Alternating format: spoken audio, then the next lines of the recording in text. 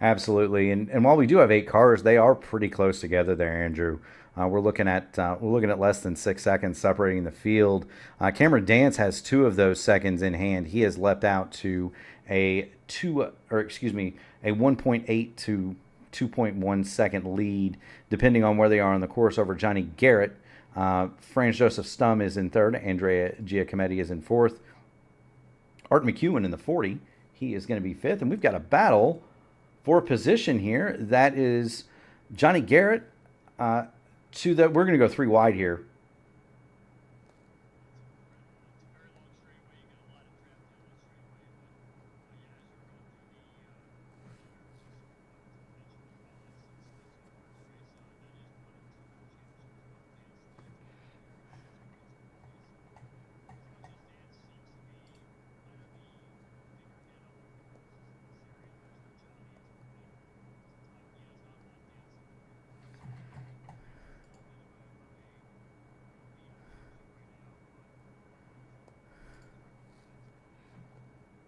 And thank you so much. And we do appreciate your patience for the fans watching. Apparently, they can hear me, but they cannot hear you, Andrew. And so I am working to see what we can do about that. There is no desktop audio filtering in to OBS.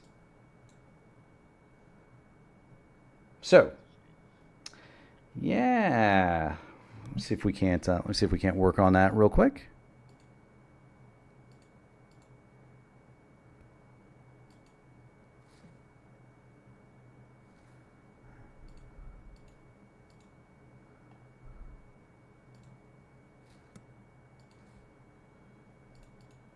Appreciate all the fans' patience out there. Just having a bit of an issue with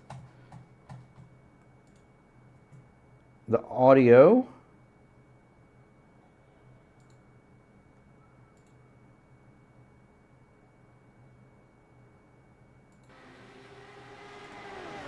There we go. Can we hear Andrew? Can you hear me?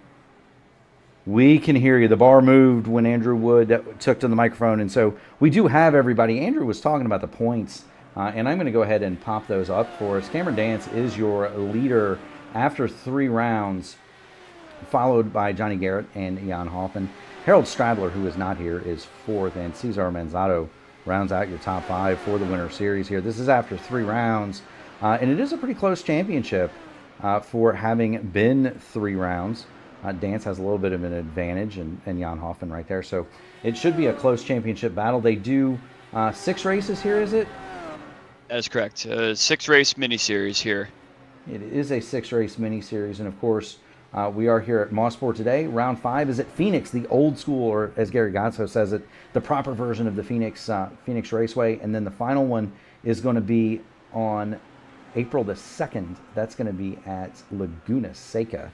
Look forward to that. These cars are a lot of fun at Laguna Seca. I'm not very good at it, but they're a lot of fun.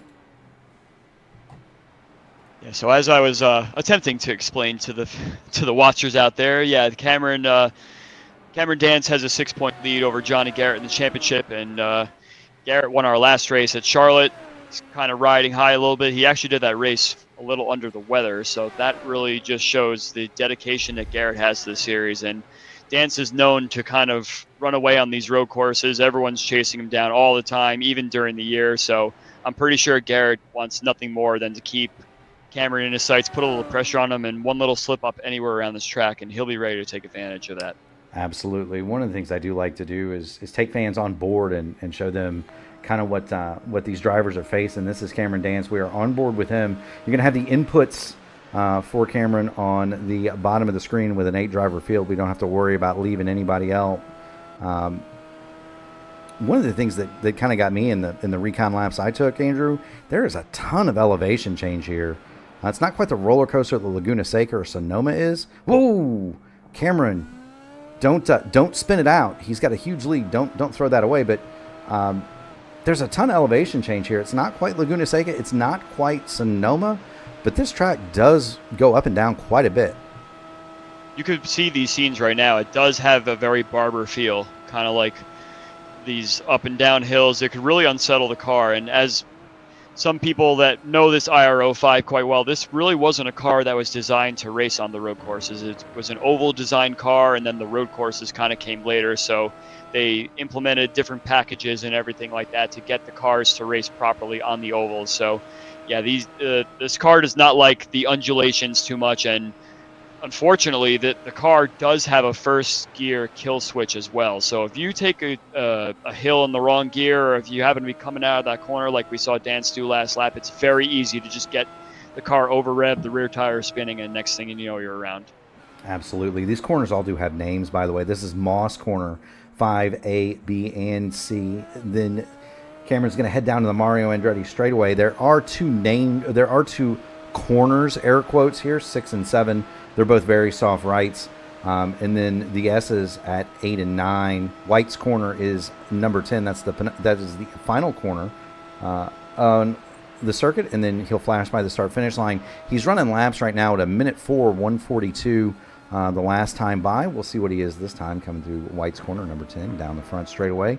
And that is a lap here at Mosport for Cameron Dance, 1:03.912. For Cameron Dance, your leader. He is 2.8 seconds ahead of Johnny Garrett. And we're going to go back and show Johnny because this is kind of where the battle lies, Andrew. Second, third, and fourth. You got Garrett ahead in the 68. He is second. Franz Joseph Stum is third. And Andrea Giacometti is fourth. And they are all pretty close together there. Yeah, it's definitely one of those situations where Garrett is not letting Dance get away. He sees him as he comes to these corners up in the distance there, and he's pushing it. He's running pretty similar lap times. The fastest lap for Dance, I believe, is at 1:02. Oh my goodness, I'm wrong. Yeah, the 1:03.5, and Garrett's got a 1:03.8. So only a couple tenths off the pace. And like I mentioned before, one little slip up in the grass here, which is very, very easy to do in these cars. And these three drivers here, it looks like they're battling, but hopefully they're kind of cooperating with each other, as I like to say. Let's not really get mixed up here. Let's have the main focus to make sure the leader does not get away, so we all have a chance to race later on. Absolutely. And something I was going to ask you too, I have never driven this car on a road course. I think I've only driven it in the sim a couple of times. Is the draft as effective here as it would be, say, in the IR18 or even the DW12, or is it more or less so? I'm thinking about, going to Road America or Watkins Glen in this car, where it's very much a drafting contest. And we even saw drafting at Lime Rock in the IR18, and those laps were below 40 seconds. So is the draft important here, and can it be important to save fuel, perhaps? Well, one thing that's interesting about the draft with these cars is a lot of it depends on the wind, and especially if you're on the ovals. Some tracks you'll see that the draft is a major effect, where you do see yourself gaining some speed and may not necessarily be set up to pass someone, but you're able to stick with the car ahead of you. So if you're going with a headwind, obviously that's going to hurt the leader of whatever pack you're in that allows the cars to suck up a bit. Whereas if you have a tailwind, everyone's kind of going the same speed, and it's really tough to gain any sort of lap time on the car ahead. So on this track, especially on a road course, draft is not really something we talk about too much, just because of the ever-changing directions the cars are going and everything. So there may be some effect at certain parts of the track, and let's see if the wind would be coming from the straightaway that the leaders are all turning onto right now. Then definitely, like we saw the first lap there, we might have seen that 3 wide happen going into the curves there, just due to the fact that there could be a wind coming down the straightaway that's holding up the leader of the pack and allowing those behind to get in that vacuum.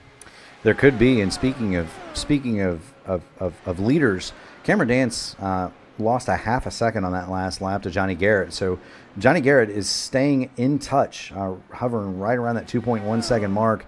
We've been focusing on this battle for second. We do have Art McEwen in the field. There's Art.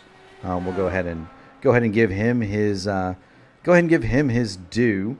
Art started 5th. He is currently 5th. Good looking machine. There's Andrew Aiken. He is 6th. Give him a chance to have his Dario Franchitti throwback shown. He started 7th, so he is up a spot. Randy Shoemake is 8th.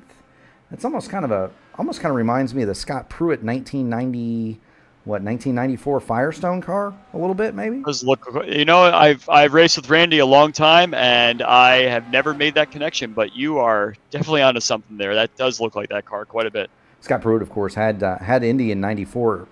More, or was it '94?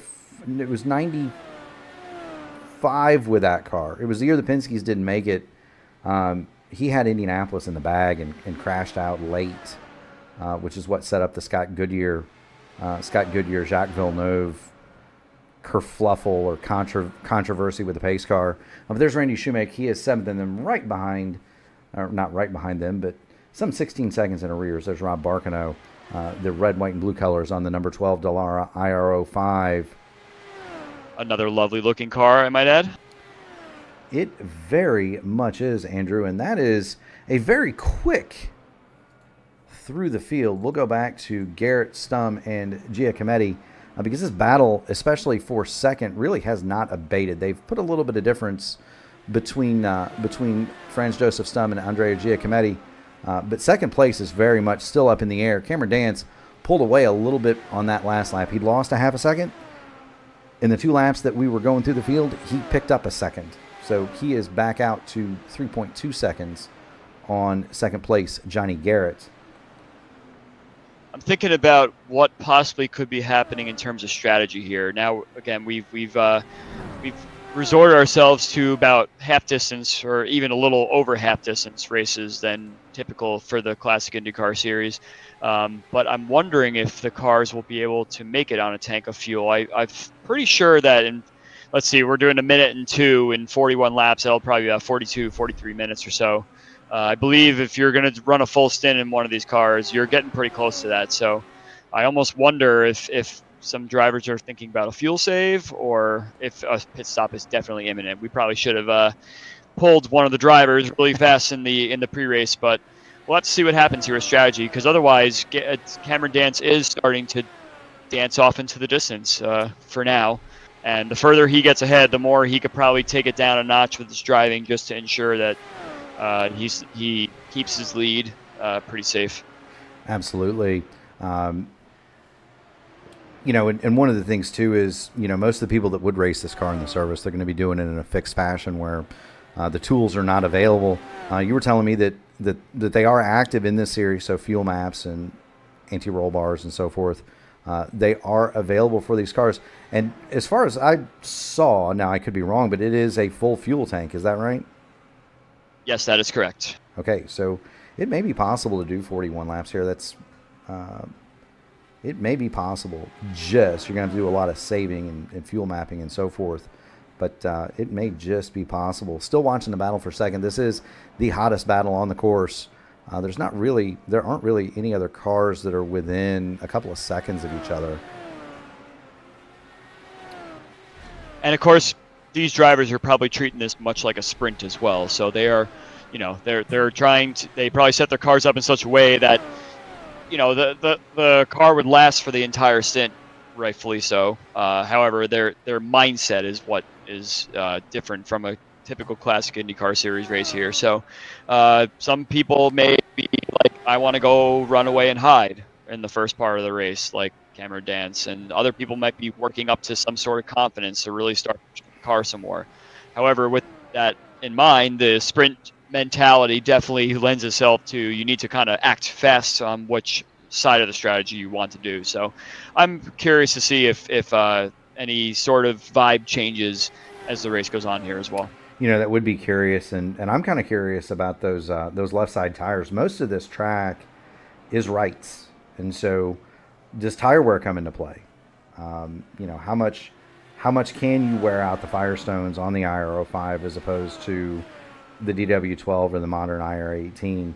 Are they rock hard? Are they soft? These corners seem to me to be pretty high load, and so is the rubber going to wear out, and is that something you might want to stop for, even if you don't have to stop for fuel? It's very tough to consider the state of the tires as they are here. They tend to be pretty rock solid. They're like little Fred Flintstone mobile kind of tires. They take a long time to heat up, and then when they do heat up, they kind of hold their life for a bit. But we have seen in previous races for quite a few years now that some drivers do like to gamble for the long form races. Of course, they like to gamble on no tire stops, and their tires will be nice coming out of the pits and maybe last a couple laps. But those drivers that did take new tires, they eventually kind of had the advantage after a while. So even if you're doing a quick splash to the end or something like that, it's always a good idea to take tires. But for, again, like a short sequence that we're in here, I don't think tire wear is anything that's really on the driver's mind today. Go on board, Franz Josef Stum here. He's trying to track down Johnny Garrett for second. We'll put his inputs up there so you guys can see his brakes, his gas, his gear, how much he's given to this car. This is the tightest corner, well, the second tightest corner on the track, just down barely below 100 miles an hour, down the front straightaway into turn one. And this is what I was talking about. These corners are pretty quick. There's only really two slow ones that I could discern. It would be White's corner, which is the penultimate corner on the speedway, and then Moss is pretty slow, but the rest of them are all medium to high speed sweepers, it would seem. That turn 5-6 area that you were mentioning before, that's definitely something that I was mentioning before in terms of the first gear kill switch.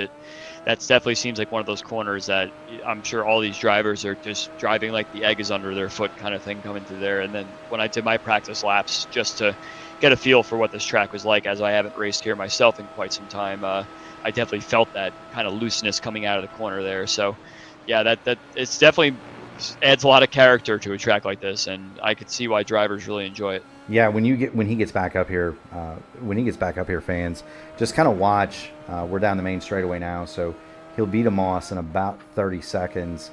Oh, we have a contact. Giacometti has had a little incident on the last corner. Not quite sure what happened there. Well, let's see if we can't find it. There he is. Back up the P1 broadcasting Wayback Machine. It appears as though the car just stepped out on him there under brakes, maybe. Yeah, it's a lot of swinging back and forth on the on those S's there, and perhaps he might have put a little bit too much wheel into it. It looked like he kind of missed the left-hander coming into missed the line coming into that left-hander there, and probably had a little too much wheel in it and maybe too much throttle. And if he was in first gear, then that would do that. That's probably more of a second gear corner, so not necessarily thinking that was a kill switch issue, but any sort of extra throttle in the lower gears could risk a spin here in these cars.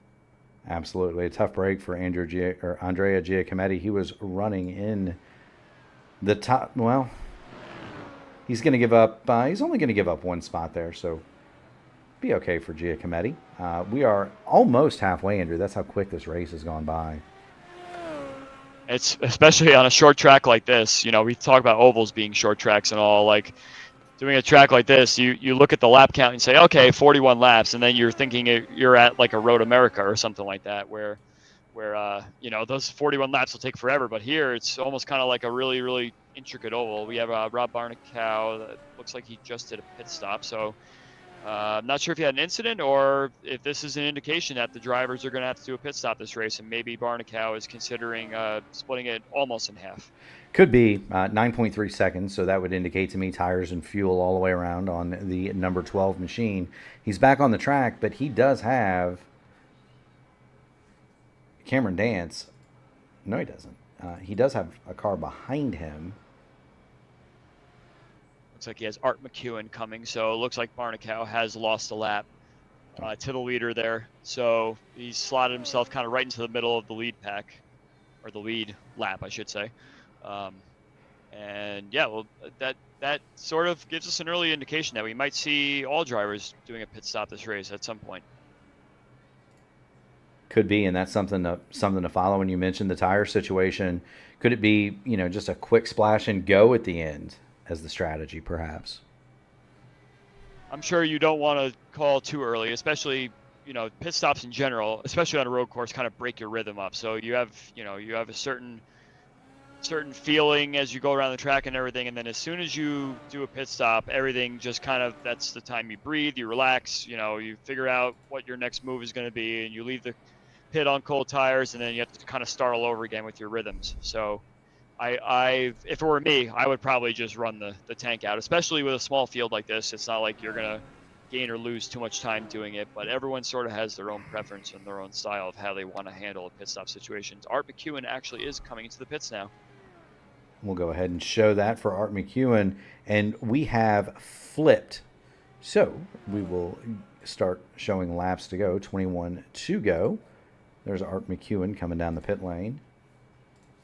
Kind of a weird camera angle here. It's very hard to see over that pit wall, but we do have Art McEwen. He is down for service. Jacks go up, so he is taking tires, and away he goes. 8.6 seconds.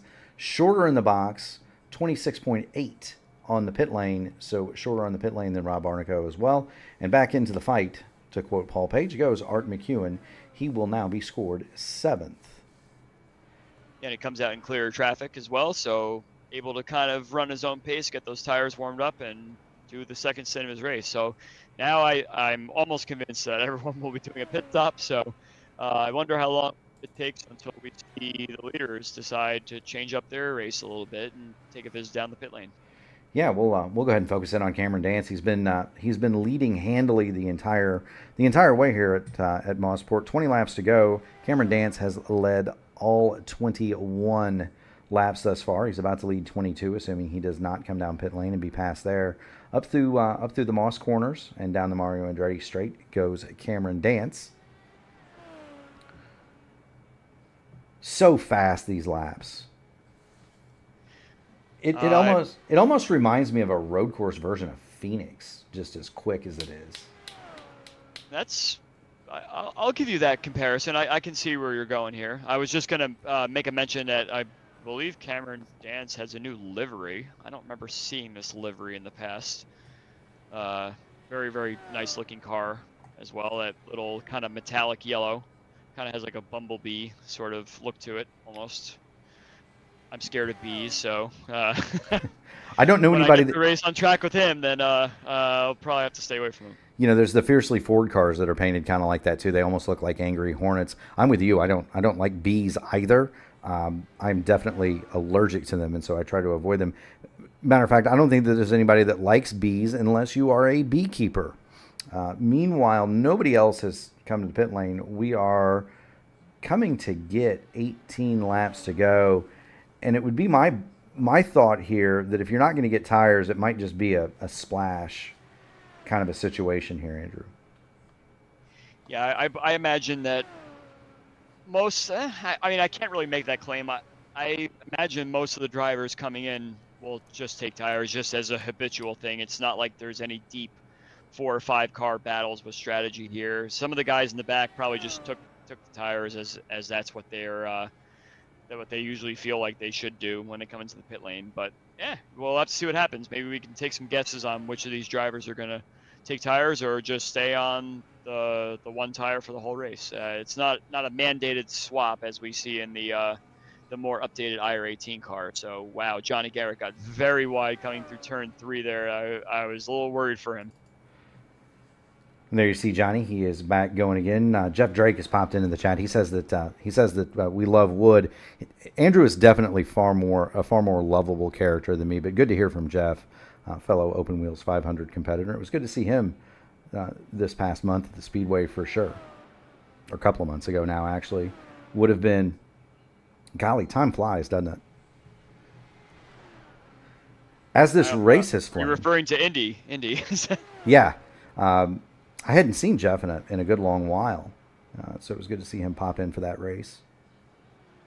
But he says he loves you anyway. I agree, Andrew. The love is mutual. There you go.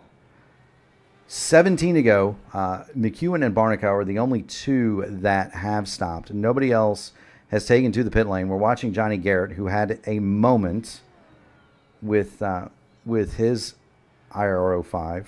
He is firmly ensconced in second. It is 7 seconds up the road to Cameron Dance, who leads it. Franz Joseph Stum is third. We'll get a look at him. Andrea Giacometti is fourth. Andrew Aitken is fifth. Randy Shoemake is sixth. And then McEwen is 7th. Rob Barnico will round out your 8-car field. And that shot right there gives you a really good indication of the elevation changes you head off into that Moss corner there. We'll go back to following Cameron Dance, get on board with him. And what Andrew was talking about, when they cross over that brow there, if the rear end gets light and you're in the wrong gear, the car will shut itself off. A lot of people, when they drive this car, that affects them on pit lane, as I understand it. I've never had that issue, but I've heard of people having difficulty getting this car off of the pit lane. Yeah, that's actually an issue I believe that had happened at one time, but I think that was a bug that they fixed. Now watch this. Here he comes.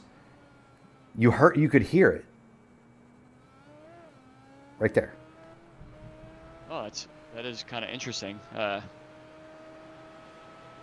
sure what kind of sound I'm hearing there, or not hearing, I should say. But yeah, it seems like when you go through the corners, it almost kind of the tire squeal kind of takes over a little bit. I'm spitballing here. That's something new to me actually. So thanks for pointing that out. Yeah, you could kind of hear the engine blip as he came over the second crest there, and then the track fell away from him. Almost kind of has like a bike characteristic to it. Bike characteristic. Also, if I'm not mistaken, it almost sounded like he hit the kill switch there and shut the car off and was coasting it. Clutch and coasting it there for a second. And that could be a tactic to save some fuel and perhaps cut out a pit stop. However, I think with the drivers that we saw come down, I believe that we're going to have some pit stops for the end. And as we get towards the end of this race here, it looks like if things stay the way they are, that Dance will keep his championship lead over Garrett.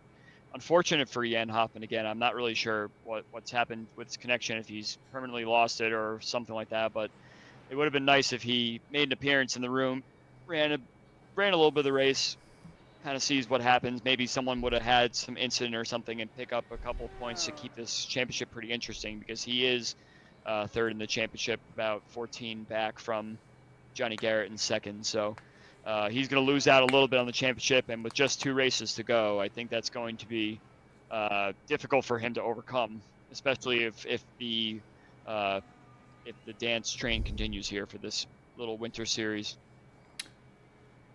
Absolutely. And this would also lend me to believe that Cameron Dance is trying to make this a no-stopper.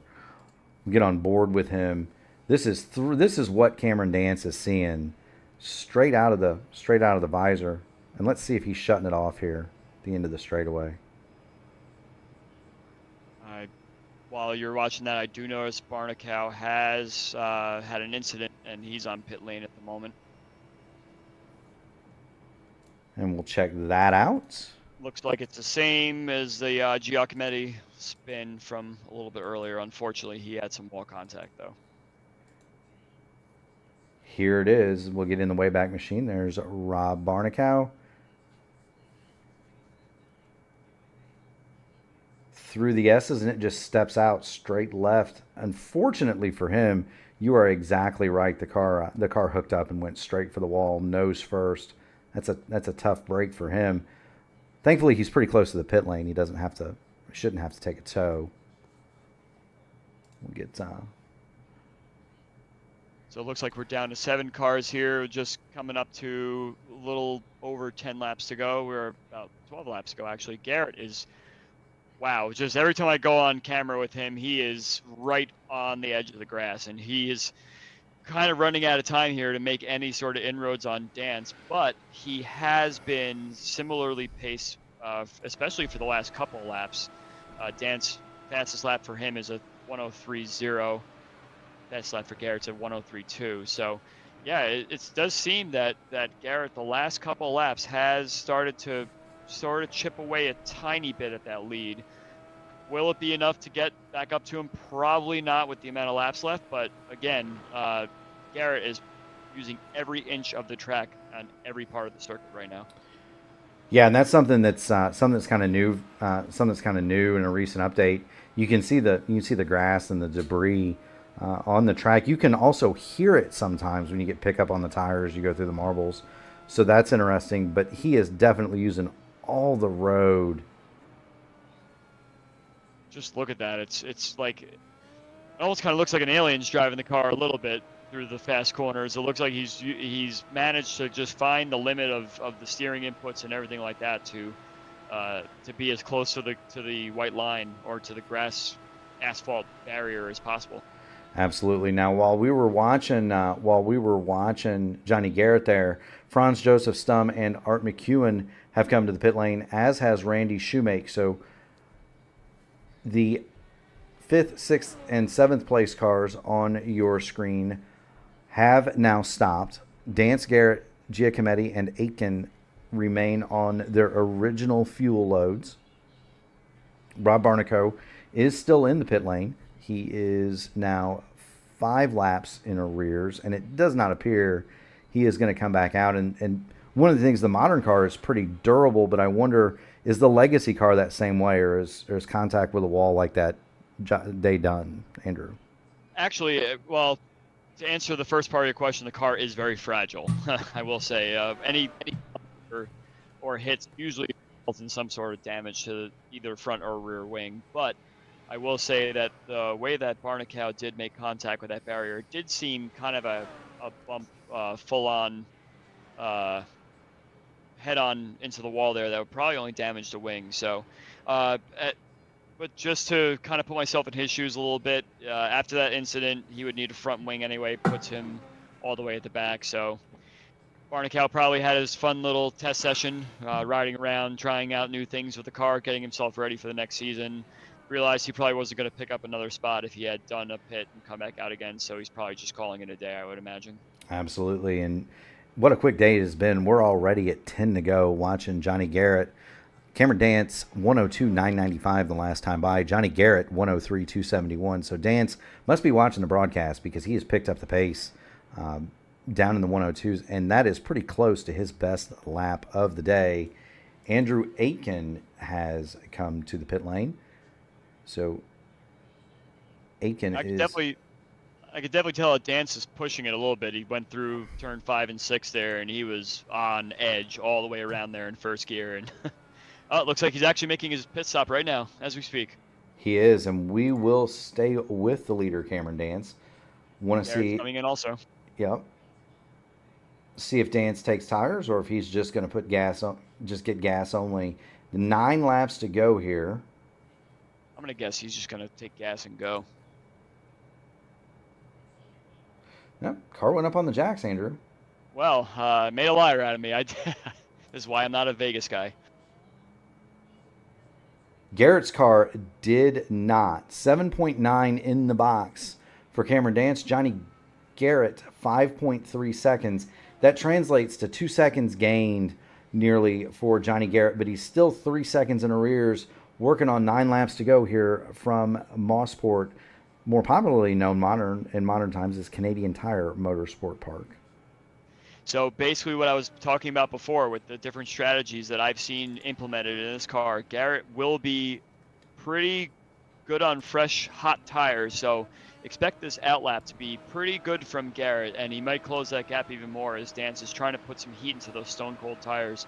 It's quite possible that Garrett could get a little bit of advantage, and with the amount of laps that we have left, I don't think that he's going to lose too much tire life. So this will be a very interesting play between these two drivers to see just how their lap times are affected by one car on the fully worn tires and one car on the fresh. And we're looking back from Cameron Dance, and you can see Johnny Garrett in the picture. He is coming. Outlap for Dance, 123.937. Johnny Garrett there he is. He blinked for a second. He did disappear, and I got worried. I did too. He went blank on my timing and scoring, and then he came back. So there's Johnny Garrett. Unfortunately, we do not get an outlap for him, but the gap has already grown back to north of 3 seconds. It did dip below that for just a moment. Cameron Dance, though, I would guess it's going to take 2 or 3 laps for those Firestones to get warm. Roughly, yeah, I would imagine. Well, I would say on a normal size, of course, it takes about 2 laps until you're feeling definitely good. So it might be closer to 3 laps on a track this size. There you go. Johnny Garrett still working on Cameron Dance. He can see him sometimes, and there you see him just up the road, and that can be just all the motivation sometimes you need, Andrew. I'm watching. I mean, it's just incredible watching these two guys use all the racetrack. It's very, very brave.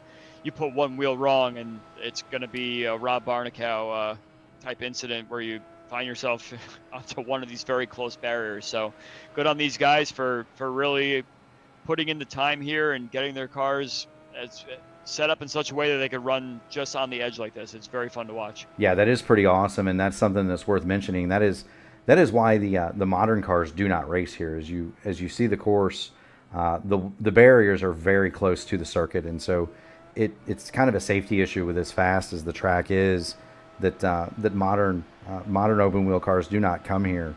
But these guys are right on the ragged edge, and of course in the sim we don't necessarily have to worry about such things. For comparison, we'll go on board Cameron Dance. His car just absolutely, it's dare I say, dancing across the circuit, Andrew. I would actually. I'm glad you came up with that one before I did. So, it's definitely. It just looks like a synchronized dance, if you almost want to put it that way, in that kind of analogy. You know where the next corner is. You know how steep the radius is. It's just put your car there, and you know you're going to come out on the other side. And that's where this raw pace comes from these road racers. Yeah, it's like watching a really good person play the concert violin, the way that these guys are playing these cars. Truly amazing to watch. There's Cameron Dance as he flies down the Andretti straight. We do have Randy Shoemake up in the distance as well. I don't know if Cameron's going to catch him for the end of the race here, but there is some lap traffic at play here. Quite possibly as we get into the closing laps here, and maybe we'll see if that has any effect on the outcome of this race. We'll see. Randy Shoemake is 5 seconds up the road, 5-6 seconds, depending on where they are on the track. The timing and scoring tracks and expands and so forth. About a minute 3 a lap. Shoemake 57 seconds behind. So he's last lap 103.9. It's possible that Cameron Dance out there doing 102.6 might get to him. And someone like Randy Shoemake, who definitely thrives more on the oval part of this series here. Good on him for coming out and doing some road course racing, kind of tightening his skills up a little bit. I'm sure if I were Randy Shoemake, I would say I want to get through this race and not go a lap down to Cameron Dance. So I'm sure that Shoemake might pick up the pace a little bit just to ensure that he finishes this race on the lead lap, which I'm sure he'll find is a win for him. You know, that's, as somebody that does not road race these cars very well, Andrew, I can certainly attest to that being the number one goal always. When I show up at one of these that involves right-hand turns, just stay on the lead lap, try to bring it home in one piece, and everything else after that is kind of a bonus for me, at least. You definitely learn a little bit too when you do something like this. Okay, I'm able to race for about 45 minutes here, keep a good pace going, keep myself out of trouble, and still stay on the lead lap, and that's something to definitely be proud of, especially for someone who's probably not racing as many road courses as probably ovals.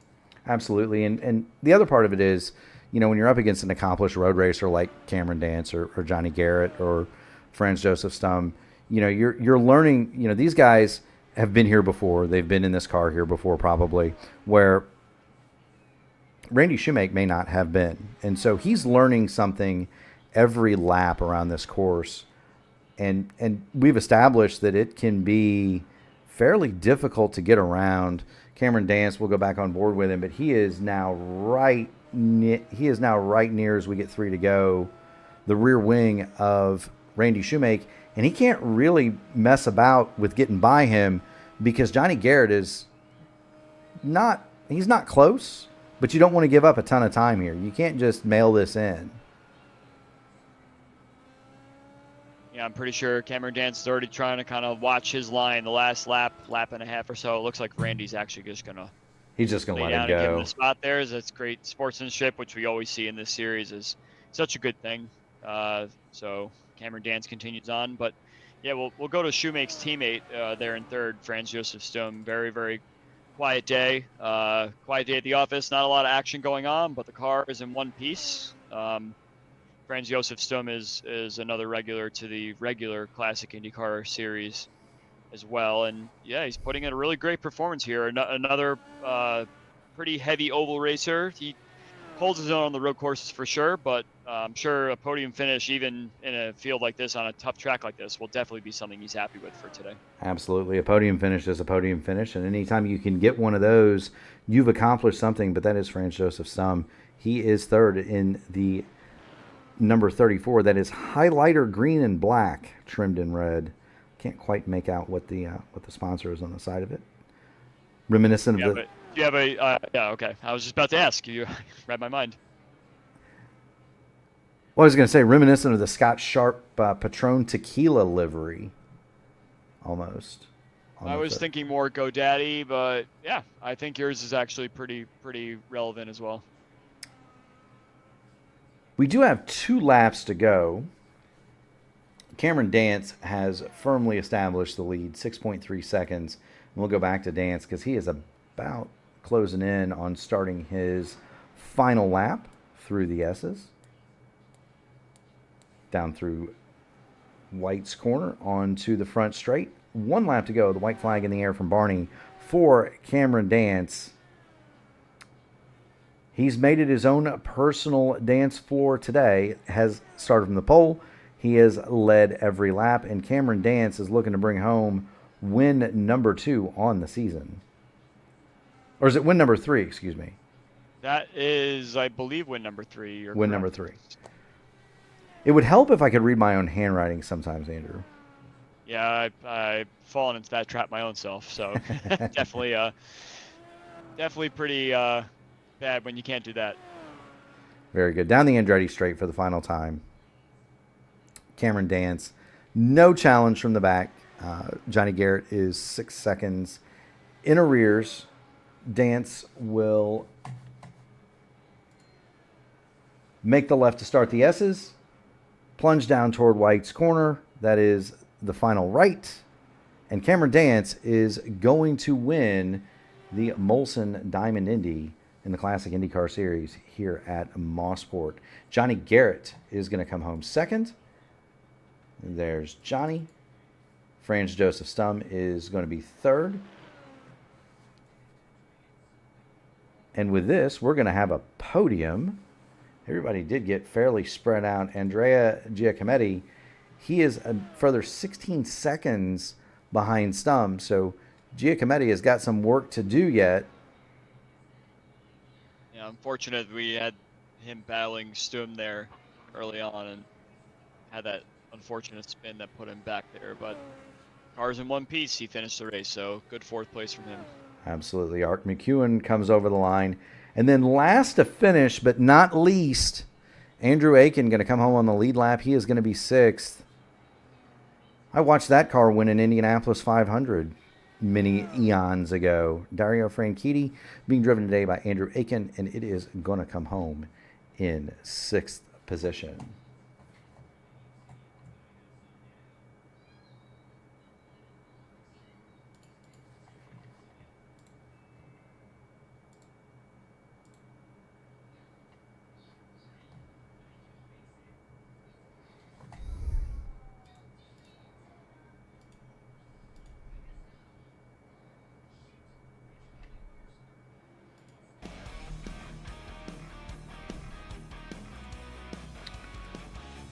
So your final results here in the Classic IndyCar Series. Molson Diamond Indy. Cameron Dance is your winner. Johnny Garrett is going to be second. Rounding out your podium, Franz Josef Stum is going to come home third. Andrea Giacometti is 4th. Art McEwen 5th. Andrew Aiken is 6th. Randy Shoemake 1 lap down in 7th. Rob Barnico did not finish and not taking the start. Robert Grosser and Jan Hoffman. Andrew, do we have any drivers down there? I don't see anyone piling in quite yet, but keeping my eye out. There's always the desire on my part as soon as one of these things ends that you not get a drink and use the restroom, just to get some relief, right? Definitely onto something there. Let's see if any drivers appear here.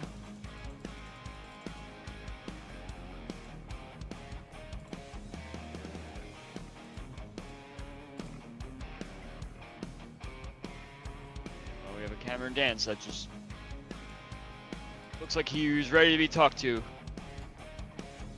All right, let's see if we can't get Cameron up here. I believe you might need to unmute him when you pull him down as well. I believe Gary was doing that as well, so if you're able to pull him down.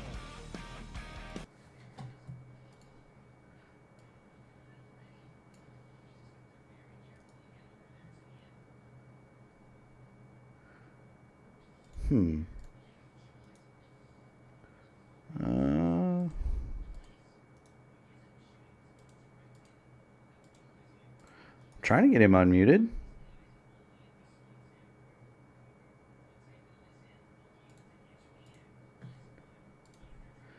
My appreciation for your patience over there, Cameron. The server is not wanting to let me unmute you.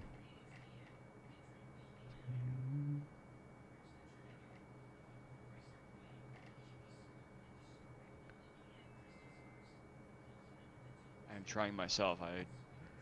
Yeah, for some reason it's right click, check mute, close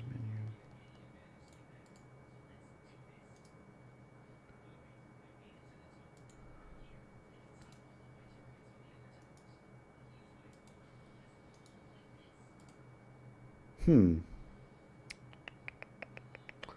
I have an idea, Andrew. Maybe. Well, I can't drag him either. Can you drag him? Negative.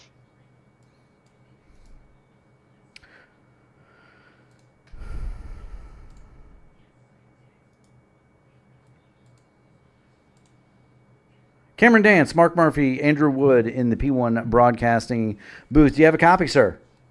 Yes, sir. Very good. Well, thank you so much for your time and your patience with us.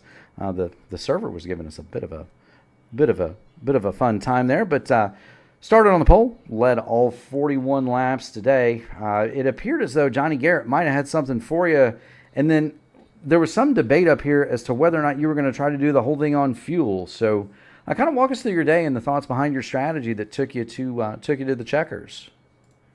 Yeah, like I don't think there's any way we were making it on fuel. Like that was just going to be way too big of a save to make that possible, and also have pace. Like there's realistically only like 2 corners you can fuel save around here and not lose too much time, and even then, like I think there was like a couple tenths difference in pace. So yeah, I don't think it was going to be possible to fuel save and get home. But yeah, like pretty much it was just like jump in the car and go cruising. Really, I mean, we had a significant amount of pace over everybody else that I didn't expect. Granted, Johnny did give me a reasonable run for my money and kept me honest, but yeah, the car was just absolutely awesome. And last time I drove it here would have been Winter Series when I first signed up to the series, so that's been a while now. But yeah, it made me realize why I fell in love with this car, especially in qualifying, just being able to commit to all these corners and really send it so hard. So yeah, no, really enjoyable. I know we've got possibly some little bit of work to do on the race set just to make it maybe that little bit better for the actual series, but otherwise, no, pretty happy. Yeah, it kind of answered the question that I had lined up for you there, Cameron. I wanted to ask how much similar setup you can use here compared to a lot of the races that we do during the normal season. Since we don't really do any sort of tracks that have these undulations and these flowing fast corners, other than perhaps Sonoma comes to mind, similar. So did you kind of base a setup off that, or did you have something kind of special for this track due to your previous Winter Series experience here? I had something made for the track. I can't remember who set up it was. I think I might have got up at the forum it would have been that long ago, but I can't remember now. I know it was definitely a setup from the series that someone had made, either Robert or maybe Ian. I can't remember now, but someone made it, and I was like, oh, I'll give that a go. And Winter Series was the best set. I tried it a lot, and yeah, and then I've used this set before. I can't remember what track it was. There was a track we went to either last season or the season before where I bolted it on and went, this is actually pretty decent for this track, and yeah, went with it. Can't remember what track it was, but yeah, it actually went okay. So it's definitely possible to use with obviously maybe a little bit of adjustment depending, but yeah, no, it's a pretty decent set. Like it's just got enough grip and everything to be able to just commit to corners and yeah, just send it as hard as you possibly can. That's all we can do, Cameron. Thank you so much for joining us in the booth. You are today's winner. Friends, family, sponsors, anybody you'd like to give a shout out today to, the floor is yours, sir.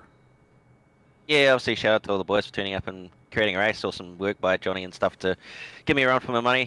You guys for the awesome broadcast as always. Robert and Jan for doing the admin duties, and obviously everybody on the car and the team at Orbit Drop Me Motorsport for all their support and everything, and hopefully have more cars out next round.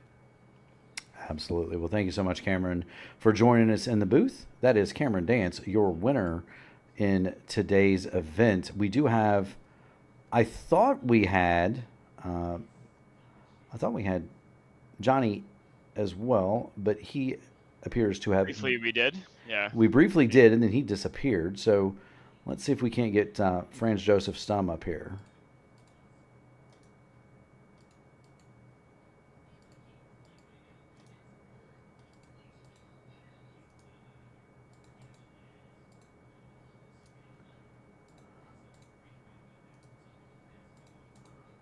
Franz Joseph Stum, Mark Murphy, Andrew Wood in the P1 broadcasting booth. Do you have a copy? Yep. My microphone was just muted, so yeah. Please forgive me that English is not my mother language, so but we'll get it. Hey, no worries, my friend. Well, thank you so much for coming. First of all, wonderful run to third place. You were having a heck of a battle with Johnny Garrett and Andrea Giacometti there. For the first part of the race, kind of walk us through what you were thinking to try to get by Johnny, or if you thought if you were just content to lay behind him and save some fuel. No, that was not fuel saving. Johnny, I think, has less swing on that thing. I was sitting dark on the straight, so I was a bit faster in the corners at the beginning, but on the straight, no chance. And I think the first few laps were interesting. But then people going distance between the drivers were too much, I think. So not too much fighting.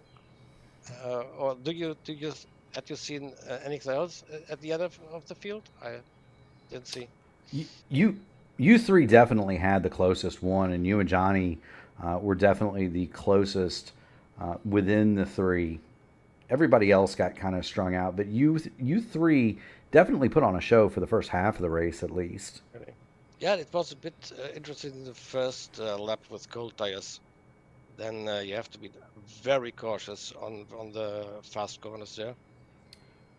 And I've seen also Johnny going once or twice off track there at the beginning. Yeah, it looks like Johnny was using every inch of the racetrack that he possibly could. It was very, very fun to watch. Yeah, he was giving it all he can. But yeah, Stum, let me ask you. You know, we've raced together in the series quite a long time, you and I, and you know, I've always known you as more of an oval kind of guy, but it does seem like you've put in a lot of the work. You put in a lot of the work to be very, very much a contender on the road courses. Do you feel like you've kind of improved your road skills after joining a new team, or where have you learned a little bit more of your skills? And tell me about it. I would say it's the opposite round. I'm not so used to going on ovals, but normally I'm a road racer, so normally on roads I feel comfortable, and not on ovals, because ovals is more luck also, and setup, you know, just set up and doing the right thing on the right time, going into the pits or so. Absolutely. Well, thank you so much, Franz Joseph, for joining us in the booth, as is the tradition here on the P1 Broadcasting Network.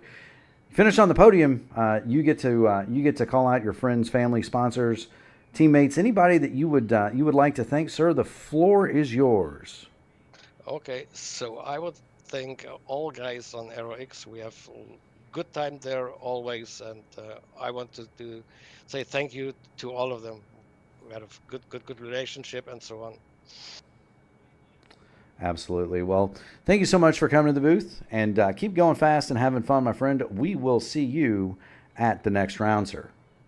Hopefully, see you soon. See you.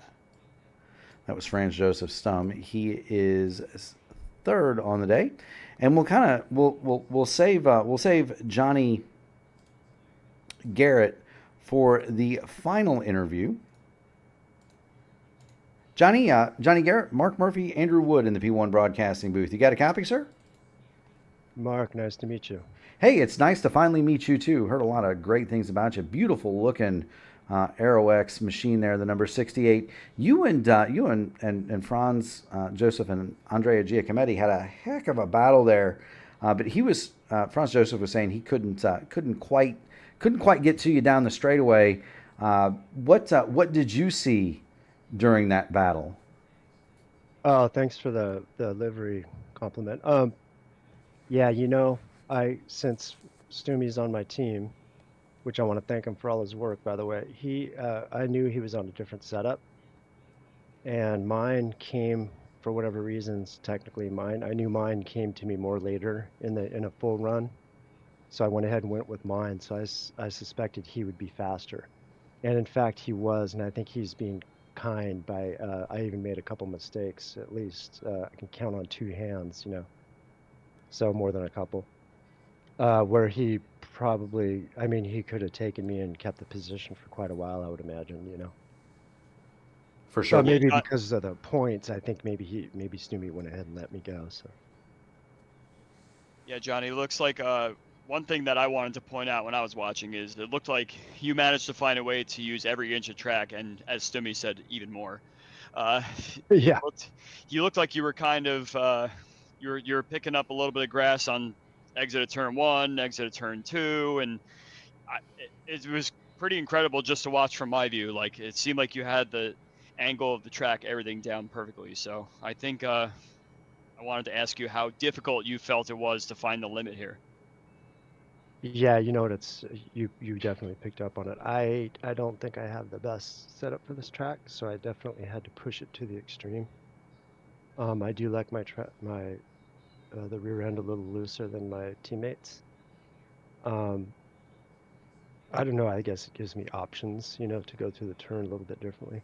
But I don't know if you guys have ever had this happen, but during the race, during practice all week, and in practice session compared to the race, I don't know if it's the carryover from marbles or something, but I couldn't quite get anywhere close to what I was doing in practice sessions today, even same track temp and everything. So what you might have seen, Andrew, even though it might have looked cool, was me really pushing it, trying to get every inch out of it because I couldn't absolutely. quite. Many times we were noticing how close you were to that grass, and a couple times in particular as I'm scanning through the field there, it just looks like every time I clicked on you, you were like an inch away from the grass, not just an inch away from the grass, but pointed in a direction that was not where the track was going.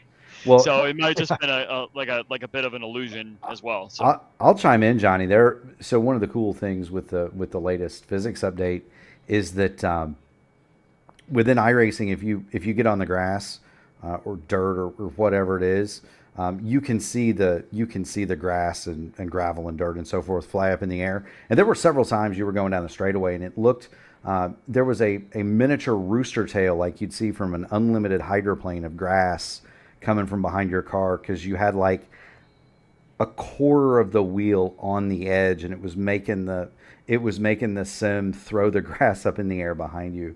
It was incredible to watch. You were that close to the track limit everywhere, and we even remarked it was kind of like you and Cameron were almost dancing with the track.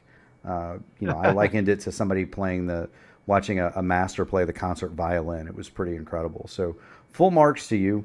I did want to ask you too, Cameron got tires at the last stop. You got gas only. Kind of your thoughts on advantage, disadvantage to the two? Because Andrew and I had this debate as well. Oh, well, in practice, I'm surprised he did. Now I'm gonna have to study this whole situation, because it would take me 3 or 4 laps to get my tires where I needed them.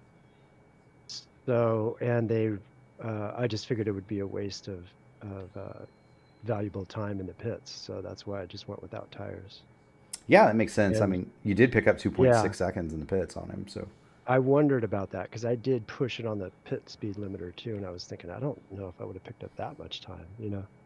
Yeah, so he was in the box 7.9. His car did go up on the air jack, so he did take tires. You were 5.3 in the box, so that's indicative of gas only, since the tires take about 7 seconds anyway. But thank you so much for joining us, Johnny. It's been a long time, and I've wanted to meet you for a while. Any friends, family, sponsors that you'd like to give a shout out to, sir? The floor is yours. Oh, thank you, man. Thank you guys for doing this. I appreciate your professionalism and knowledgeable commentary. CIS for doing this. Stumi, or sort of our team captain, cheerleader, and does a lot of hard work on the setups, even though I usually pick my own squirrely setups. And yeah, I want to thank Cameron for at least making it seem like I could have given him a little bit of pressure there at some point. No, I got you. Well, a well-earned second place today for Johnny Garrett. Keep going fast, having fun, my friend, and we will see you at the next round. Thank you, guys. Have a great afternoon. Take care. Take care. Absolutely. So Johnny Garrett is going to come home second. And Andrew, that was a short one. It was a quick one, but it was a fun one. Definitely was a lot of fun. Actually, I'm still kind of in shock that we're done already. It's like you blink and the race was over. Yeah, a short grid, short field rather, but it kind of poses its own sort of little mini mini series, as it were, right? You have a couple of drivers who are out at the front, and then you have a little bit of a battling in the middle, and then you have some guys in the back as well that are really just trying to peg some laps in there. So everyone probably had a different goal coming into today. Kind of makes the plot line of the mini series a little bit different in terms of us watching a full-blown race, which we'd see with 20 plus cars on a track. So we're accustomed to seeing that, but hopefully everyone takes a little bit of a break from their Daytona hangover that they're probably going through right now, as the Daytona 24 came to a conclusion this morning. So I expect that we'll see a lot of the drivers back again for the next one. Absolutely. And speaking of that next round, the next race is at Phoenix on February 2nd. They will do 100 laps on the old layout at the Phoenix Raceway. That is the good one. That is the one that is flat. Has the real dog leg as opposed to the open one. So they'll be there 100 laps at 3 o'clock Eastern Standard Time in the United States. And then the final round of the Classic IndyCar Winter Series is going to go off April 2nd, 44 laps at Laguna Seca. For everybody here at P1 Broadcasting, Andrew Wood, myself, Mark Murphy, our founder, Gary Godso, would love to thank everybody for tuning in. We would also like to thank the Classic IndyCar Series for having me here. Gary will be back for Phoenix, so you will get your normal broadcast crew, and we would always like to thank our first responders, the police, fire, military, EMTs, all the people that do the hard work at night so that we can lay our heads on the pillow in safety. We do thank you. For Mark Murphy, Andrew Wood, and everybody at the Classic IndyCar Series, thank you, and we will see you at the next race.